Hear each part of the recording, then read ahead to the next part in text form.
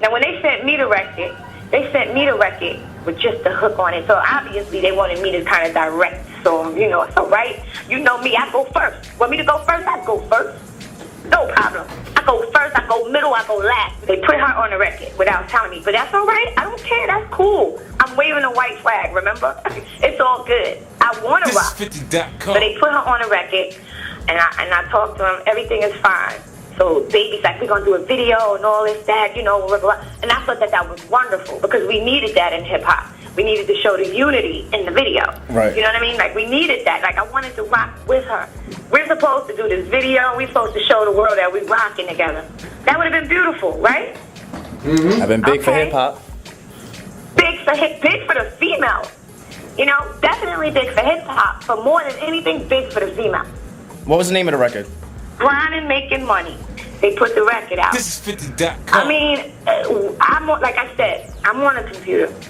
They put the record out. Me and my peoples were reading the response. A lot of people had, their opinions about it, and they had me kind of, smashing the record. Meaning, I was raining. That's how they had me. But that's okay. That's people's opinion. I don't pay that shit no attention.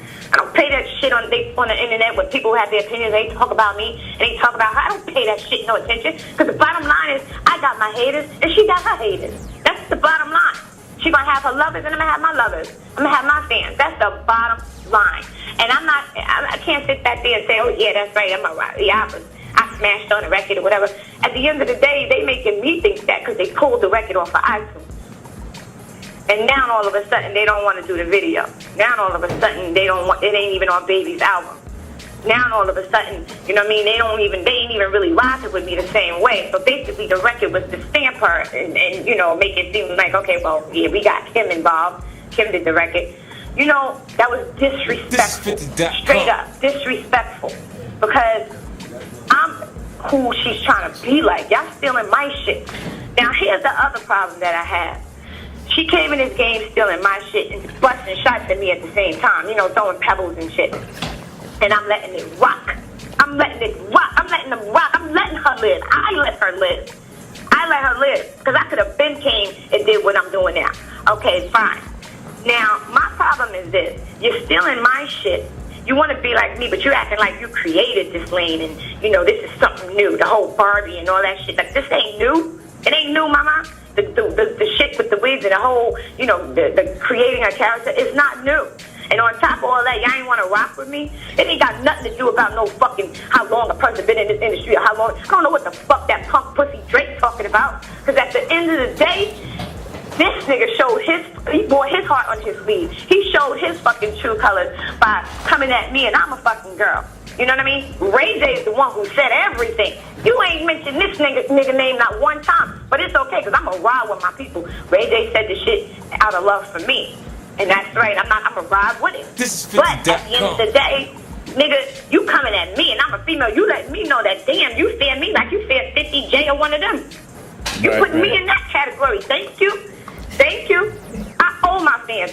Listen, I done lost my man in the game, so we didn't really get to rock out to our full capacity. All right. Now after that, I went through a whole situation with the mafia. I didn't get to rock out to its full capacity. All right. Then after that, I went to fucking jail, and I bet one thing everybody need to know is I took one for the team, and motherfuckers don't even respect that. But what the fuck ever? I don't give a fuck. I did mine. But they talk about Puffy gonna call Freddie and Dre and tell them check the tape or some shit like that. Now see, that's another situation. Like, I ain't gonna front. Puffy's my brother.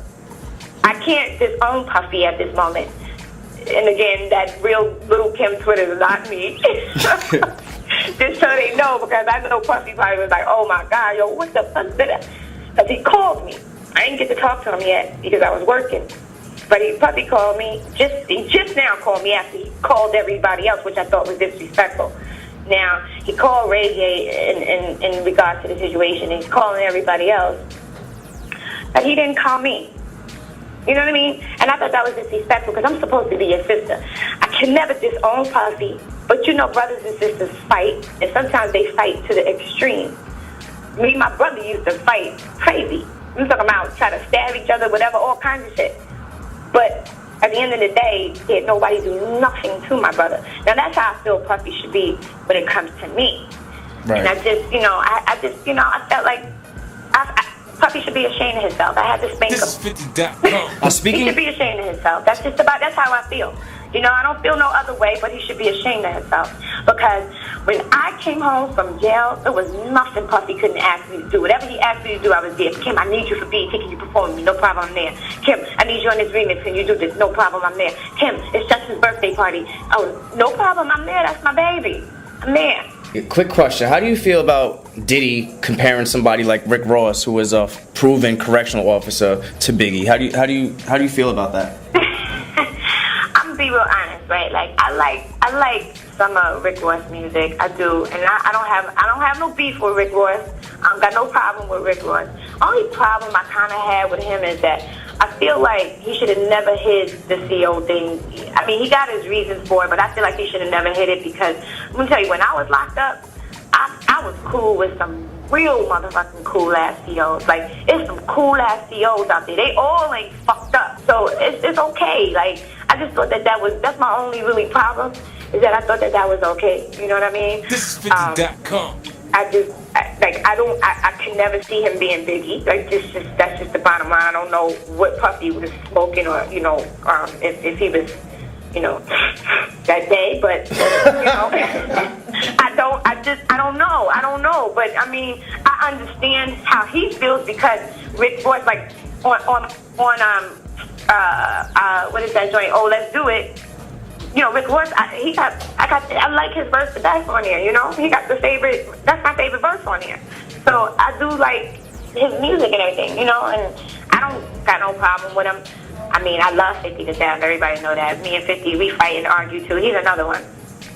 We fight, we argue, but we both the same sign, and I think that's what our fiction is. But I do feel that, he is definitely he's a real artist. You know what I mean? He's like, and as real artists, we go through a moment in time. This is 50.com. I don't really compare. I can't compare the two. You know what I mean? I don't compare the two. I mean, I do feel like 50 is, you know what I mean? He's cemented. He goes in the museum. Right. I can't really say that about Rick Ross. So, you read between the lines. But I don't have a problem with it. Like, I do like his music. My people, saying they pump his shit all the time. Meaning, like, my nephews and shit. My nephews, they like his music and stuff. So, it is what it is. But, like I said, I do have a problem with him not, saying the thing about being a CO.